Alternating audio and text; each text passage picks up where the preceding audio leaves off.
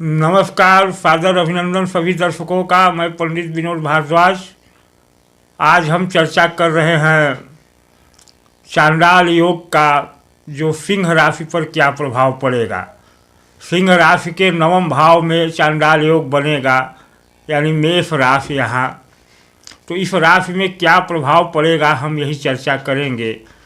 यह मंगल की राशि और सिंह राशि में नवम भाव यानी भाग्य भाव है। भाग्य भाव यहाँ राहु पहले से बैठे हैं, यहाँ राहु विराजमान हैं और 15 अप्रैल को आ रहे हैं ग्रहों के राजा सूर्य और इस राशि के स्वामी सूर्य। तो राशि के स्वामी भाग्य भाव में आ रहे हैं 15 अप्रैल को। किस लिए आ रहे हैं? गुरु का स्वागत करने। गुरु बृहस्पति आज मीन राशि में बैठे हैं यहाँ। 22 अप्रैल को यह ट्रांजिट करके जाएंगे मेष राशि में, जहाँ ग्रहों के राजा सूर्य देवताओं के गुरु बृहस्पति का स्वागत करेंगे। तो मित्रों, क्या स्थिति बनेगी सूर्य की इस सिंह राशि के लिए? क्योंकि सूर्य स्वयं राशि के स्वामी हैं और अपने पंचमेश, इस राशि में गुरु पंचमेश और अष्टमेश हैं, तो इनका स्वागत करेंगे राहु के साथ। यहाँ ध्यान देने की बात है कि राहु बकरी होते हैं, तो राहु 30 अंश से प्रवेश करके, यानी राहु इधर से ऐसे चलते हैं और बाकी सभी ग्रह ऐसे चलते हैं। तो गुरु यहाँ से इधर आएंगे और राहु की यात्रा इधर से इधर को चालू है। तो राहु 30 अंश से चलते चलते 1.5 साल में अपना राशि परिवर्तन करते हैं। तो वर्तमान समय में राहु यहाँ पहुँच चुके हैं। इसके बाद ये चले जाएंगे वृष राशि में और मीन राशि में, और सूर्य प्रवेश करेंगे यहाँ 0 से। तो सूर्य 1 माह में 30 डिग्री पूरी यात्रा कर लेते हैं एक राशि की। तो 7 दिन बाद 15 तारीख को सूर्य प्रवेश करेंगे 0 अंश पर मेष राशि में, और 7 दिन बाद सूर्य होंगे यहाँ पर 7 डिग्री पर सूर्य होंगे, यहाँ सूर्य होंगे। और 7 दिन बाद मतलब 22 तारीख को गुरु यहाँ प्रवेश करेंगे 0 से। तो 7 डिग्री के सूर्य मतलब एक युवा सूर्य स्वागत करेगा अपने गुरु का। अब गुरु यहाँ आएंगे प्रतिदिन। गुरु 1 साल में 30 डिग्री पूरा करते हैं, मतलब 1 महीने में 2.5 डिग्री चलते हैं, और सूर्य 1 दिन में 1 डिग्री चलते हैं। तो होगा क्या कि राहु यहाँ बैठे हैं, तो चांडाल योग की जो बात हो रही है, चांडाल योग तो बनेगा, परंतु यह चांडाल योग कितना प्रभावी होगा देखने की बात यह है। तो सूर्य 1 महीने इस राशि में रहेंगे और 7-8 दिन बाद, 15 अप्रैल से 7-8 दिन बाद सूर्य राहु के समक्ष पहुँच जाएंगे, राहु के बराबर में पहुँच जाएंगे। तो बन जाएगा ग्रहण योग, और ग्रहण की स्थिति में गुरु का स्वागत करेंगे।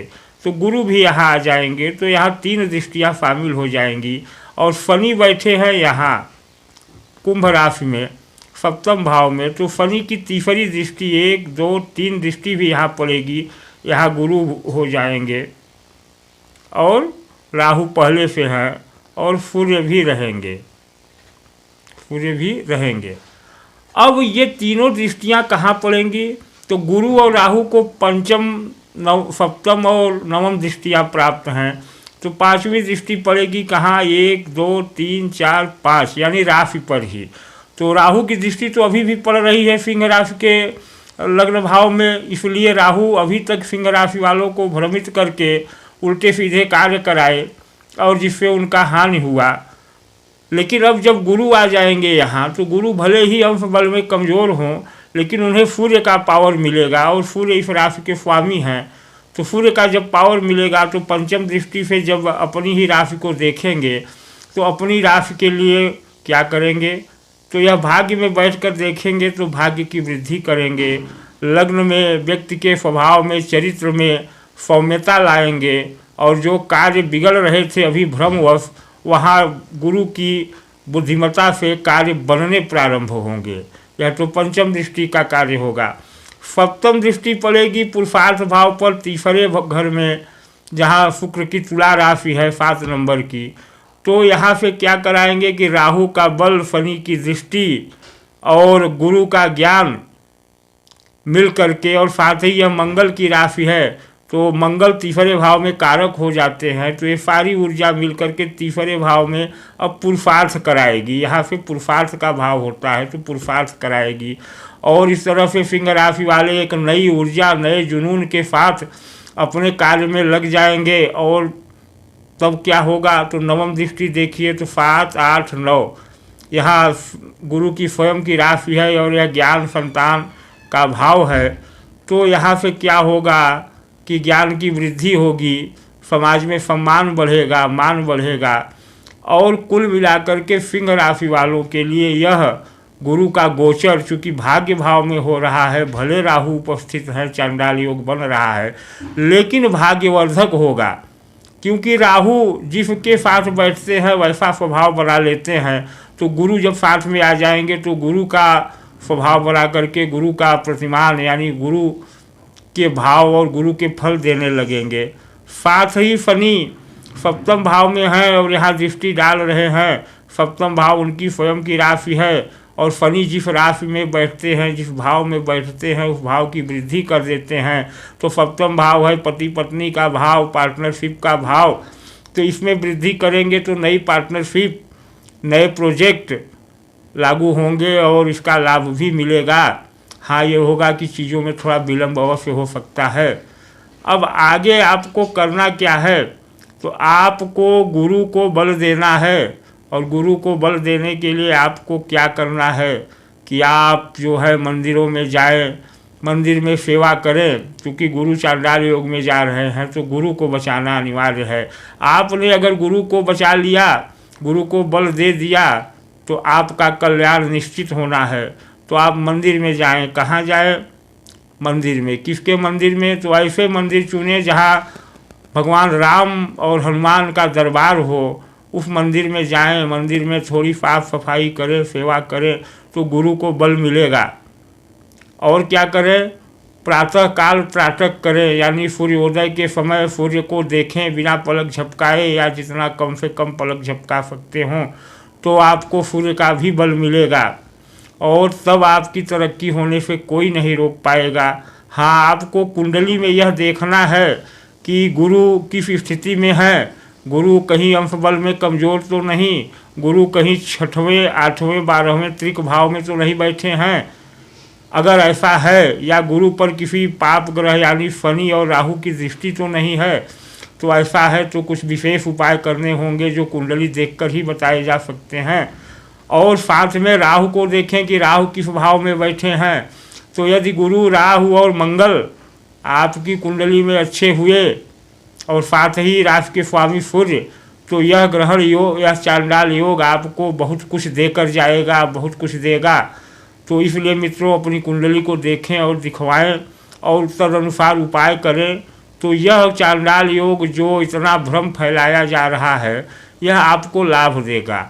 हाँ, अगर राहु की स्थिति खराब हुई, वर्ष चार्ट या कुंडली में गुरु त्रिक भाव में हुए या अंश बल में कमज़ोर हुए, सूर्य कमज़ोर हुए, तो भाव विपरीत हो जाएंगे, कार्य विपरीत हो जाएंगे, और तब लाभ की जगह हानि होगी। तो इस हानि से यदि बचना है तो आप अपने इन तीनों ग्रहों यानी बृहस्पति, मंगल और सूर्य की स्थिति को देखें, और साथ में देखें चंद्रमा को, क्योंकि चंद्रमा मनसो जातः, चंद्रमा मन है, और सारे ग्रहों का सारा प्रभाव अंत में मन पर ही पड़ता है। क्योंकि चंद्रमा यह मन है, तो मन पर ही पड़ता है, और मन के जीते जीत और मन के हारे हार। तो चंद्रमा की भी स्थिति देखें। अगर चंद्रमा पर बुरे ग्रहों का प्रभाव है, चंद्रमा त्रिक भाव में है या अंश बल में कमज़ोर है, तो उपाय करें। और अगर चंद्रमा मजबूत है, राहु मजबूत है, सूर्य मजबूत है और गुरु मजबूत है, मंगल भी स्थिति ठीक है, तो यह चांडाल योग आपका नुकसान नहीं होने देगा, वरन आपको एक नया प्रोजेक्ट, एक नई योजना, एक नया कार्य और एक नया सौभाग्य प्राप्त करेगा। चूँकि पंचमेश का आगमन नवम भाव में हो रहा है, और जहाँ स्वयं राशि के स्वामी सूर्य गुरु का स्वागत कर रहे हैं। राहु तो धीरे धीरे अपनी इस यात्रा को पूरा करके इस राशि से 30 अक्टूबर को बाहर निकल जाएंगे, और गुरु अप्रैल 24 तक यहाँ रहेंगे तो कुल मिलाकर के बाद में भी लाभ ही होगा। निष्कर्ष यही है मित्रों कि आप अपनी कुंडली को एक बार ज़रूर देखें और दिखवाएं। धन्यवाद, नमस्कार। मेरा वीडियो कैसा लगा, जैसा लगा हो कमेंट में ज़रूर लिखें और चैनल पर नए हैं तो सब्सक्राइब कर लें, वीडियो को लाइक व शेयर करें। धन्यवाद, नमस्कार।